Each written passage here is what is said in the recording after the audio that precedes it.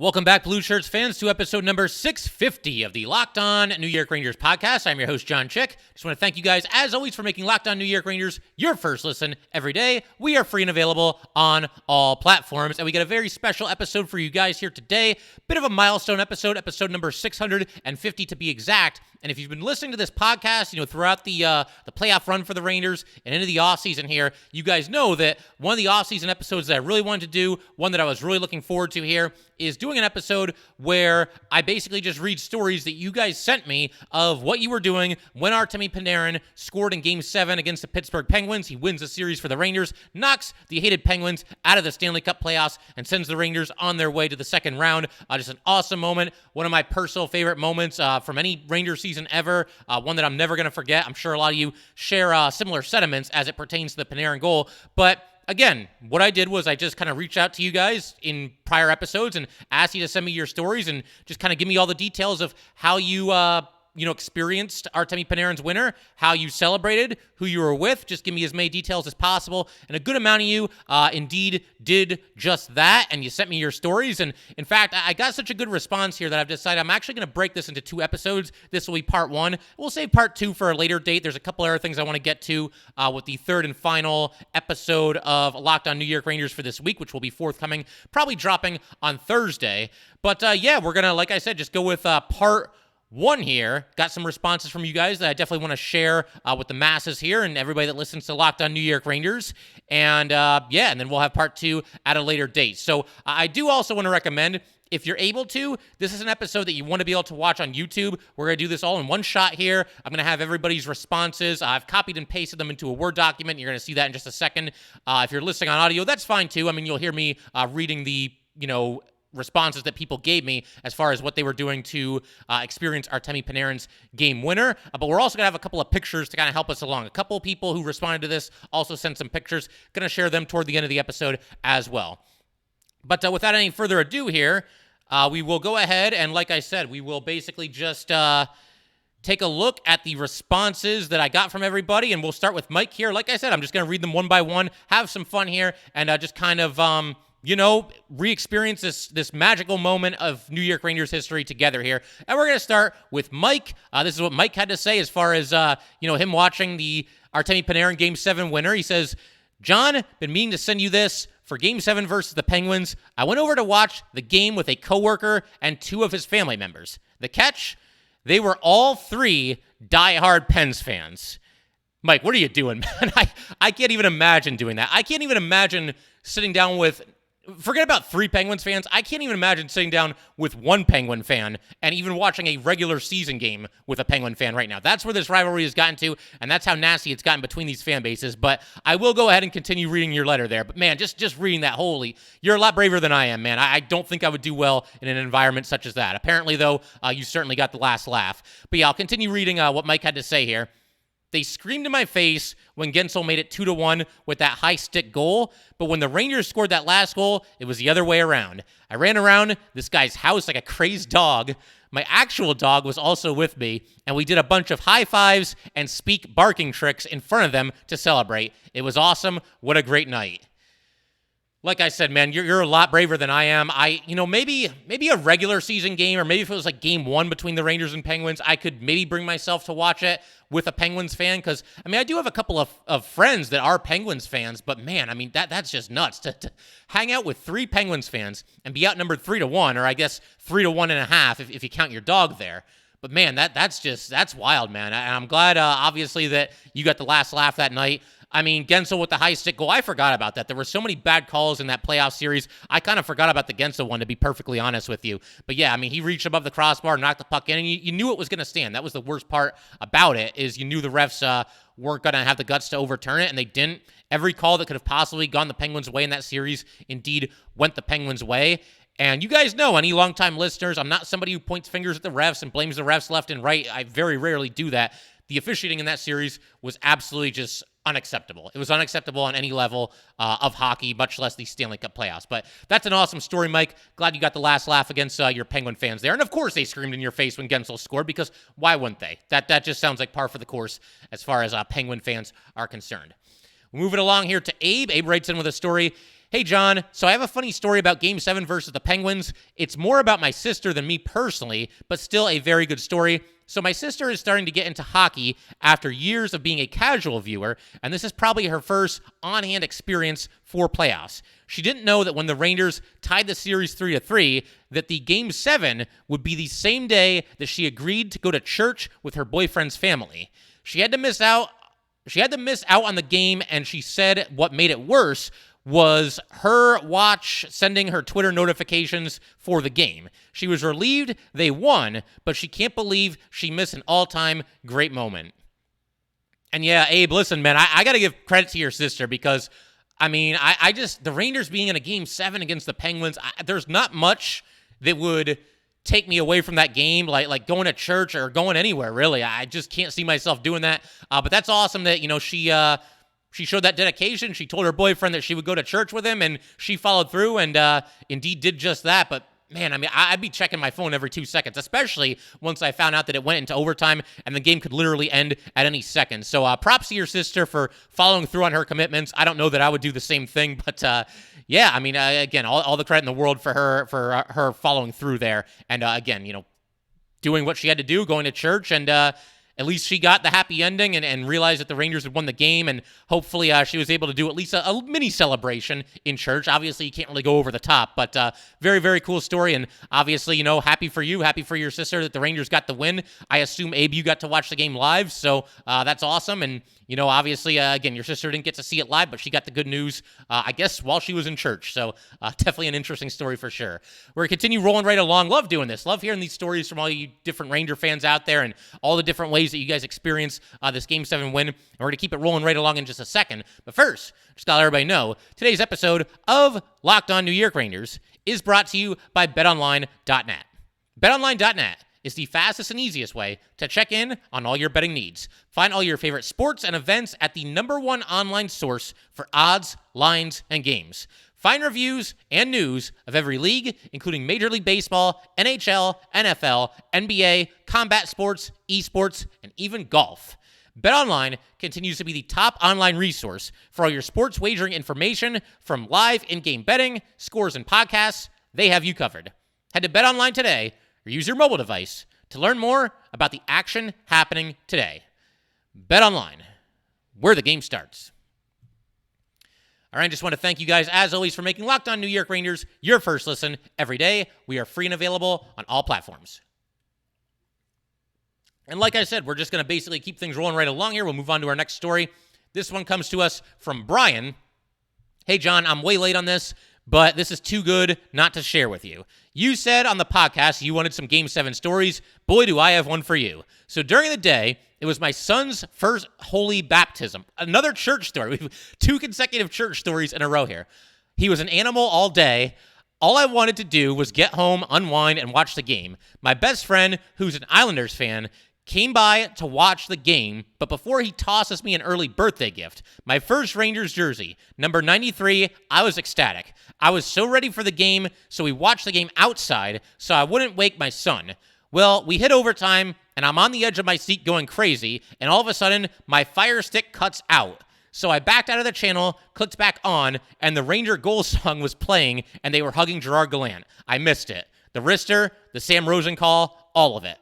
It's all right, though, because it was replayed all week, but there's no time like the present to see it. Sorry it's long, but I had to share that with you. Thanks for all the great work you do. And no, Brian, thank you for that story, man. That's awesome. And don't worry about the story being too long. The more details, the better. Like I said, I want you guys for this exercise to spare no details whatsoever. And that's an awesome story. I can't even decide what my favorite part of it is. Watching sports outside is really underrated, though. I didn't really get the chance to do that this summer, at least not yet. Maybe we'll bring the projector out one night, but being a new dad and everything, it kind of limits your ability to do things like this. But I think at least once this summer, my wife and I will probably break out the projector, bring it outside, and maybe watch a baseball game or something like that. But yeah, watching sports outside is absolutely awesome. And I'm sorry you had to miss the Artemi Panarin game winner happen live. That's obviously very unfortunate, but hey, I mean, again, at least the story had a happy ending. You put it back on, and just like that, the Rangers are celebrating. And man, I mean, I'm trying to picture myself how I would react to that. I'd probably just start jumping around and screaming and yelling. And borderline not even caring which player on the Rangers actually scored the game winner, because who cares? The game's over. They won in overtime. Again, just awesome stuff. Such a cool story, a pretty funny story as well. So thank you for sharing that with us, Brian. Great stuff there. We'll keep it moving along here. We'll go to Steven. So what Steven had to say. I'm a diehard Rangers fan living in Pittsburgh, Pennsylvania, so I'm repping in enemy territory. Moved to Pittsburgh 6 years ago, and I've always been super obnoxious about my obsession with the Rangers, and my fiance's family and my friends and coworkers always give me so much crap for it, so this win was huge for me. Everyone counted them out and was razzing me, but I still wore my gear, and now I get to rep them even prouder. Also, I moved to Pittsburgh because my fiance's family moved here, and my dad and I have hated the Penguins since day one, so it was frustrating moving here and still sucks at times, especially the back-to-back cups. Yeah, I mean, I've been to Pittsburgh a couple of times, and I got to be honest, I'll be completely fair here. I think it's actually a pretty cool city to visit. You know, not that I would want to live there for the very reason that you just explained. I can't imagine being surrounded by Pittsburgh fans 24/7, every day, and in every sport too. The Steelers fans, the Pirates fans, the Penguins fans. That would just be overload after a while. Cool place to visit, and I hope you enjoy it there, despite the fact that you're constantly surrounded by Penguins fans. But what a cool story. You would think that Penguin fans would know their lesson by now and understand that, a series is never over, because the Rangers did this to them in 2014. They were down 3-1 and came back, and we as Ranger fans this past year, we were all hearing it all over again. You would think that they might just kind of be a little bit humble and play it a little bit closer to the vest and not start, talking smack and dishing out all this trash talk. I was hearing it on Twitter from Penguin fans that I've never even met before. They're tagging me in things. They're tagging the Locked On Texas Rangers guy in things and thinking it's me. Meanwhile, poor Bryce, he's the host of Locked On Texas Rangers. He's like, what is even going on right now? But yeah, man, that's a really cool story. And again, like I said, I hope that, you and your fiance are really happy in Pittsburgh. And maybe you even get to go to a couple of Ranger games when they play on the road in Pittsburgh. That can be an experience in and of itself when you go to a sporting event and you're actually rooting for the away team. It's a very unique experience.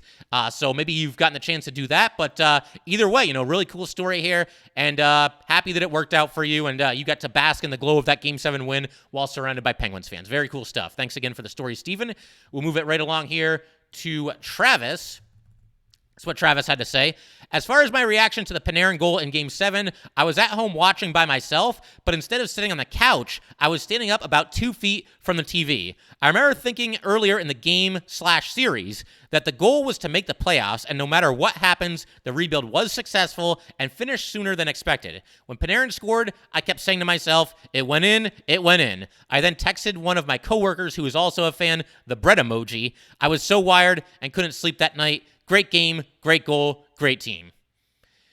Yeah, amen, Travis. You hit the nail on the head there. I mean, just such a fun team, such a likable team, such an enjoyable run through the playoffs. I mean, if they had won the Stanley Cup this season, I'd still be celebrating. I think a lot of people still would be. And at that point, I mean, it's like, not that you wouldn't care, but like, next season is just completely house money because the Rangers just won the Stanley Cup. And obviously, it didn't happen. But, yeah, no, this is a great story. I know there's a lot of people in situations like this where, they find it really, really hard to stay seated in their couch. They have to stand up and kind of just pace around the room. I was doing that between the third period and the overtime. When overtime started, I was able to sit down, but it sounds like you were standing up the whole time, and that's awesome. And, yeah, man, I mean, that goal goes in, and we did it. We came back from 3-1 against these guys again, and we're going to round 2, and, screw the Penguins, because I know a lot of people do not like the Penguins. They're probably the team that I dislike more than any in sports right now. That's probably not too surprising to hear. I mean, I've kind of hinted at that in the past, but I might as well just make it official and just kind of reveal that to you guys. I don't think it's any well-kept secret on my part, but yeah, to see the Rangers, again, finish that comeback and take out the Penguins, just awesome stuff all around. And again, I thank you, Travis, for sharing this story with all of us here today. Awesome stuff.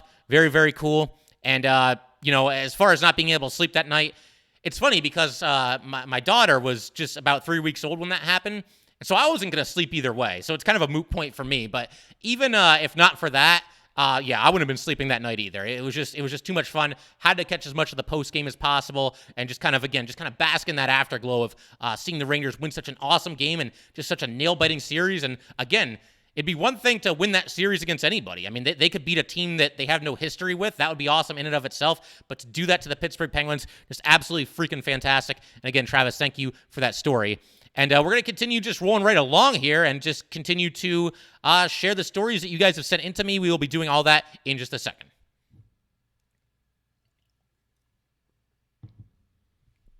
All right, like I said, we'll just kind of keep things rolling here.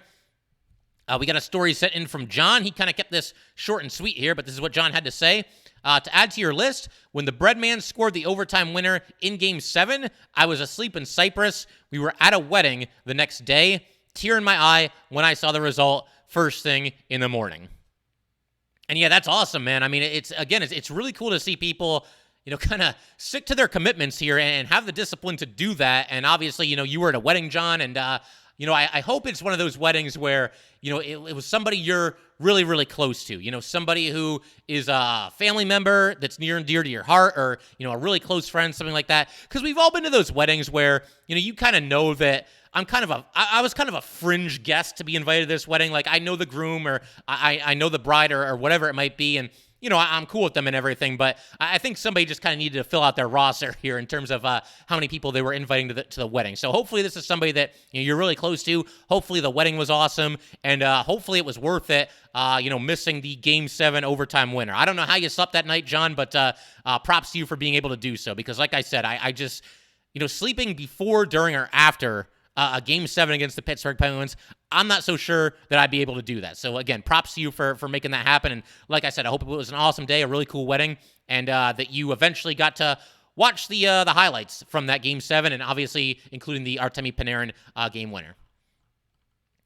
We got one more for today here. Like I said, I do want to break this into 2 episodes because I ended up hearing back from a really good amount of you, and I didn't want there to be a situation here where, I just kind of sped through the whole thing and just kind of, speed talked the entire episode. I wanted to just kind of, take my time with this and make sure everybody kind of gets their spotlight. And in fact, if you're listening to this episode and you have not yet sent your story of what you were doing and where you were and who you were with when Artemi Panarin scored that game winner, now is a great time to do it because, like I said, we are breaking this into 2 episodes, and I could add any additional stories into part 2 of the episode. But I figure today we'll wrap up with this story from Gabriel here. And this is what Gabriel had to say. Hi, John. Gabriel here. Just listened to the recent podcast released tonight, and I wanted to share my Game 7 story. I'm in law school in California, and my semester had just ended the week before Game 7. So I had a week to move out of my apartment, return the Wi-Fi, and get ready to come home to New York City. My flight home to New York was at 10 p.m. Pacific time on Sunday night, perfectly timed to watch a regulation game. So there I was, suitcases packed, apartment empty, with my Wi-Fi hotspot on, sitting on the floor with my laptop, cheering my heart out. The game goes to overtime, and I look at my watch to see that I've got 15 minutes till I need to call the Uber and head to the airport. Sure enough, with 5 minutes before I needed to leave, bread comes through. I absolutely went nuts. I could not believe it. To us fans, the good things are happening again. Patient through all the years, we're rewarded. It was crazy. I was screaming, going crazy. Immediately, I needed to pack the laptop up, head to the airport, and I just did not stop smiling the whole way home from California. And Gabriel was cool enough to actually send in some pictures to go with this. We got one right here. There's Gabriel just hanging out in his empty apartment there. What a picture. I mean, just sitting on the floor, watching on his laptop. You see Mika Zibanejad on the screen there. For anybody who's listening to this in all audio, like I said, when you get a chance, definitely do check this out in video form. This picture, man, this is a sight to behold. He's got like 5 or 6 suitcases just kind of packed and just sitting around on the floor. He himself is sitting on the floor. He doesn't have any furniture to sit on, I would assume at this point. So just awesome stuff. And Gabriel, really cool picture. And man, I got to believe, that's a long flight from California to New York. I got to believe that's at least, man, that's got to be at least 6 hours. So that's a much more enjoyable, much more relaxing flight. Again, being in the air, coming home, knowing that the Rangers pulled it off, knowing that you got to see them pull it off at basically the 0 hour there. Your Uber was on the way, and he scores. I assume you just closed the laptop and you just were on your way at that point. And then Gabriel also sent kind of a part 2 of this. I got it on Twitter here. Where is it? Here we go. So, yeah, Gabriel mentioned on Twitter he ended up going to a Ranger playoff game in the second round against the Hurricanes, and this is what he had to say about that. I had bought, round 2 home game tickets, round 2 home game 1 tickets for my little brother and I back when they were released a month ago, and after being away from the Rangers for a year, the Breadman came through and allowed me to take my little brother to his very first playoff game at Madison Square Garden. And again, for anybody who's watching this on YouTube, there's a picture here of Gabriel with his little brother. Obviously, a really cool picture there. That must be either way before the game started or way after it ended. I would think probably before it started, but I mean, man, there's nobody there. You guys got there bright and early. That's obviously really cool. And I'm trying to think, like, okay, so you went to the first home game for the Rangers in round 2 of the playoffs. So that must have been game 3 against the Hurricanes. And of course, that was basically a must-win game for the Rangers. They were down 2-0 at that time, and that's the game where the Rangers won, and then Max Domi started all this nonsense with Ryan Lindgren after the game ended. You had Tony DeAngelo yelling at Gerard Gallant. Ryan Lindgren wrestling Domi down to the ice. Just complete chaos at the end of that game. That's when the Rangers got back into that series. What a great game to be at, because down 2-0, you got to win this game. You can't fall behind 3-0. I mean, never say never, but 3-0, I mean, that's quite the hole to try to climb out of. And of course, the Rangers got the job done, and you were there to see it with your brother. That's just awesome stuff. Really, really cool. And, man, I wish I could have been there right along with you, checking that out, watching the Rangers do their thing in the Stanley Cup playoffs, and obviously getting a clutch win. But what a story as far as Game 7, you basically watching that in an empty apartment. Really, really cool stuff. And like I said, I figure we can pretty much call it there for today. This is a ton of fun, though. I always love hearing these stories from you guys. And, again, where were you? Who you were with? How did you celebrate Artemi Panarin, his Game 7 winner? Just great stuff. Moments like that just connect all these Ranger fans, all of us together. And again, it's a moment that I think most of us will probably never, ever forget as long as we live. One of the cooler Stanley Cup playoff moments that we've seen as Ranger fans for as far back as you want to go. I mean, a Game 7 overtime winner doesn't get much bigger than that. So, again, listen, if you're listening to this, definitely feel free to send in your Artemi Panarin stories. And some of you that I've heard from already, we're saving your stories for part 2, because like I said, I want to take my time with this, give everybody kind of their spotlight as far as, having their story shared on an episode of Locked On New York Rangers. There's a handful of you that I've also heard from. We're saving that for part 2, and we will do that in a future episode. As for right now, though, that'll pretty much do it for today. If you guys would like to get in touch with this podcast, please send an email to lockedonnyrangers@gmail.com. Once again, that is lockedonnyrangers@gmail.com, and definitely give us a follow on Twitter as well, @LO_NY_Rangers. Once again, that is @LO_NY_Rangers. Thanks again, guys. I'll see you next time. And definitely make sure to subscribe to the Locked On New York Rangers YouTube channel. Also, thank you for making Locked On New York Rangers your first listen every day. In our next episode, I'm thinking about starting a project where we take a look at every trade that's been made since the Rangers sent out the infamous letter where they basically announced the rebuild. We're going to take a look at every trade the Rangers have made since then and give it a grade based on how things have shaken out since the letter went out. I think that'll be a lot of fun to just kind of reminisce about some of these trades and just kind of look at how they're still affecting the Rangers, how they're still paying dividends for the Rangers in some cases, and also how they're perhaps still haunting the Rangers in some cases. Although I would say the Rangers, not to spoil the whole episode, but I would say the Rangers definitely had more hits than misses, since that letter went out as it pertains to the trades that this team has made. Now make your second listen Locked On NHL. Locked On Experts give you a daily 30-minute podcast on all things NHL all year long. Stay up to date on everything in the hockey world. Locked On NHL, your daily 30-minute NHL podcast.